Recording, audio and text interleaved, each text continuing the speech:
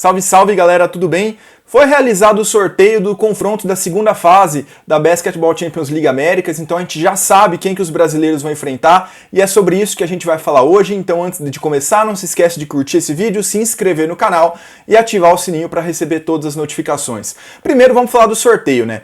Foram 2 integrantes de cada grupo para a segunda fase, então 8 times na segunda fase. Primeiro de um grupo contra segundo de outro, primeiro de um, segundo do outro, e por aí vai. Vocês já sabem como funciona. A única restrição é que não poderia haver o primeiro contra o segundo do mesmo grupo nas quartas de final. Então não poderia, por exemplo, o primeiro do grupo A enfrentar o primeiro do grupo B. Era a única restrição. Só que da maneira como o sorteio foi feito, eles não adicionaram ali nenhum mecanismo para que não chegasse no final e tivesse que forçosamente ocorrer um confronto entre integrantes do mesmo grupo. Explico. Havia a possibilidade, da maneira como o sorteio foi feito, de que os confrontos ficassem todos nos integrantes dos três primeiros grupos, perdão. Então, o primeiro do grupo A pegaria o integrante do grupo B do grupo C, do grupo C do grupo A, ficaria uma salada e obrigatoriamente o primeiro do grupo D precisaria enfrentar o primeiro do grupo D, o segundo do grupo D, perdão. E foi exatamente o que aconteceu. No sorteio foi todo mundo sorteado, menos Flamengo e Minas, que estavam no mesmo grupo. Quando eles perceberam isso, o que eles fizeram? Outro sorteio? Não. Eles remanejaram ali as partidas, meio que a bel prazer, então não rolou uma escolhazinha ali, não ficou bonito, não ficou legal, foi meio que um papelão nessa questão do sorteio, entre aspas, digamos assim. Mas vamos lá então, como ficaram os confrontos no final das contas?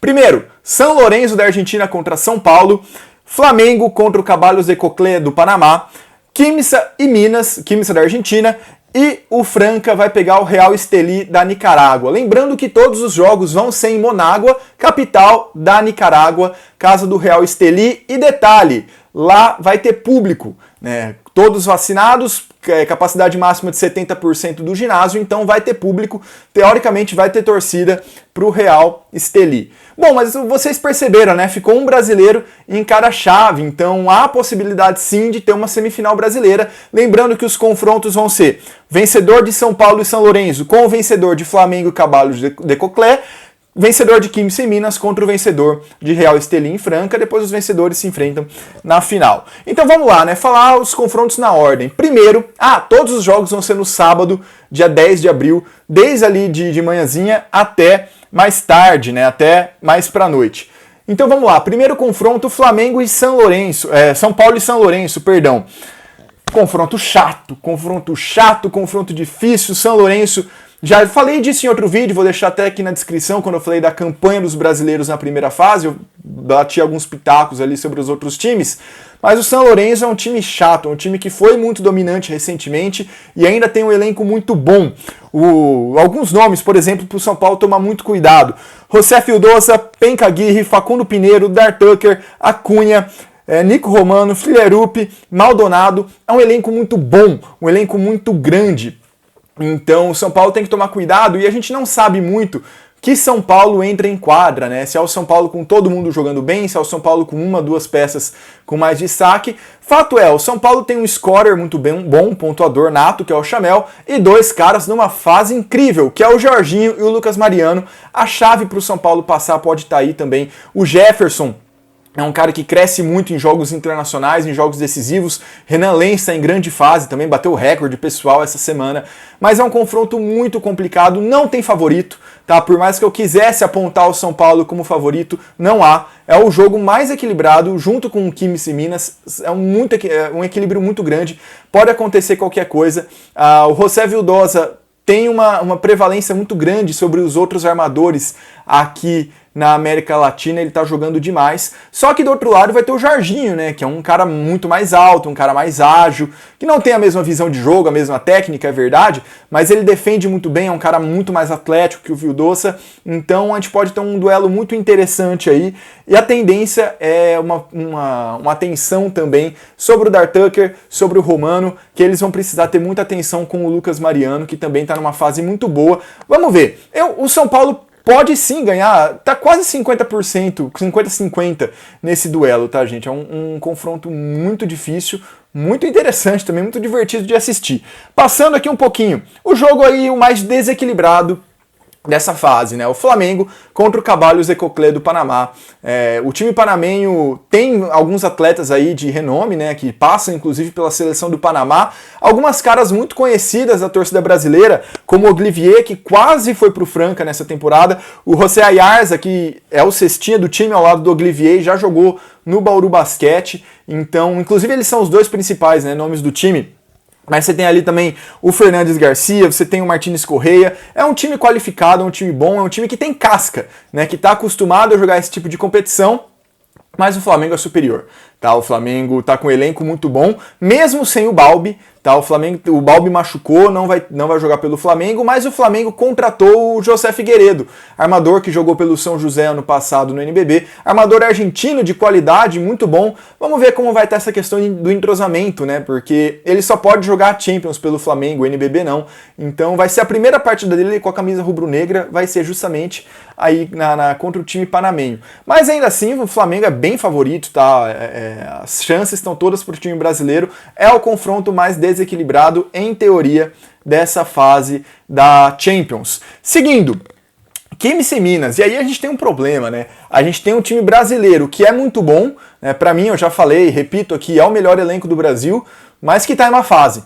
Não veio jogando bem, até venceu o Bauru na última rodada pelo NBB, mas tem alguns problemas. O Parodi não está bem fisicamente, né? Estava lesionado, então eles têm que ali se armar com o Davi Rossetto e improvisar o Gui Santos e o Shaquille Johnson na armação também, quando o Davi não está em quadra. Então é um time ali que não está numa fase muito legal e vai pegar o atual campeão, que é o Quimsa da Argentina. Eu já falei no outro vídeo também, o elenco é muito bom, eles têm o Brandon Robinson, que é o ala americano, que para mim é o melhor jogador em atividade na América Latina nesse momento no basquete. Joga demais, não fez uma boa Champions ainda, é verdade, média só de 12 pontos, mas o que chama atenção no Minas é que, veja, eles têm 1, 2, 3, 4, 5, 6, 7, 8, 9, 10, 11, 12, 13 jogadores com média maior que 13 minutos. Então é um time que roda muito durante o jogo, mantém a intensidade os 40 minutos e se precisar de prorrogação também, porque tá sempre rodando, o elenco é muito bom.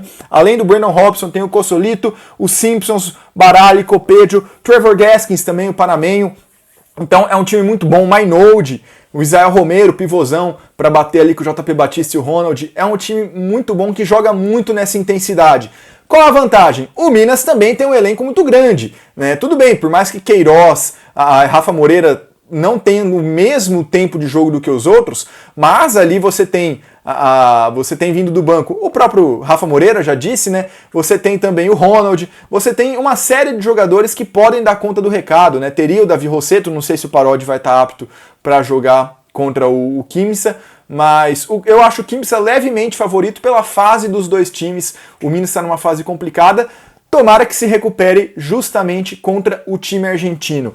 E por fim, né, o último confronto também, não deveria ser, né, mas também é equilibrado demais, porque o Franca não vem numa boa fase, Real Estelí e Franca. Além do jogo ser na Nicarágua, vai ter torcida, e o Real Estelí também está num bom momento, está numa boa fase, e o Franca não. O Franca depende muito do Lucas Dias a nível nacional. A nível internacional ficou muito pendurado com o Jamal e com o Rodney Green. Vamos ver ali se os americanos vão dar conta, né? Geralmente eles crescem em jogo internacional. Na verdade, não é nem que cresce, porque quando fala cresce, você acha que eles só jogam nessas situações. Mas é um jogo nos quais eles se saem bem, né? São estilos de jogos nos quais eles se adaptam muito bem. E jogo internacional também tem uma visibilidade muito grande. Comi aqui algumas sílabas. Tem uma visibilidade muito legal. Ainda mais jogadores estrangeiros que sempre rodam muito, né, na América Latina, eles não param muito em determinados times, em determinados países, então esses jogos também são importantes para eles se mostrarem para outros países, para outros clubes de outros lugares, é sempre interessante isso para eles. Mas vamos lá, né, o Real Estelí está com um time muito bom, principalmente ali com o Balkman e o De Jesus, são os dois principais jogadores do time, mas você tem também o José Mojica, que está muito bom, é um cara muito completo, um all-around, consegue correr, pontuar, defender, pega rebote, dá assistência, então o Franca vai ter dificuldade. O Franca precisa variar mais o seu jogo, não pode ficar dependendo apenas de algumas peças para conseguir ganhar suas partidas, né? Porque é o que veio acontecendo, pelo menos no NBB, aí nas últimas semanas. O Franca, em outros tempos ou em outra fase, né, não teria tanta dificuldade assim contra o Real Estelí, mas pelo atual momento dos dois clubes é um jogo equilibrado, é um jogo parelho. Mas de tudo isso que eu falei aqui, tem uma coisa, né, que eu acabei não mencionando. Não é mata-mata, é tudo jogo único e deixa tudo mais imprevisível. Então, com o jogo único, pode acontecer até, por exemplo, eu falei do jogo do Flamengo que é o mais desequilibrado, pode acontecer de ser um dia ruim do Flamengo e um dia muito bom do time panamenho e dar uma zebra, sabe? E ficar alguém pelo caminho. Pode acontecer do Franca destruir o time da Nicarágua na casa deles. É jogo único, né? Tudo pode acontecer, deixa tudo mais imprevisível, mas as previsões são mais essas que eu falei. Para não ficar mais ainda em cima do muro, né, que eu deixei 3 jogos equilibrados, só coloquei preferência mesmo no Flamengo, eu acho que passa São Paulo, eu acho que passa Flamengo, eu acho que passa o Quimsa e eu acho que passa o Franca, tá? Apesar da dificuldade que vai ter ali, mas como eu disse, tudo pode acontecer, isso aqui foi só um palpitão e uma análise anterior dos jogos, beleza? Não esquece de comentar para você quem vai passar desses confrontos, quem vai ser campeão da Champions também, coloca aí, e conforme as fases forem avançando, eu volto aqui para falar mais um pouquinho de Champions quando os resultados acontecerem também. Beleza, galera? Aguardo vocês no próximo vídeo, não se esquece de curtir esse aqui, se inscrever no canal, muito obrigado, até a próxima e falou!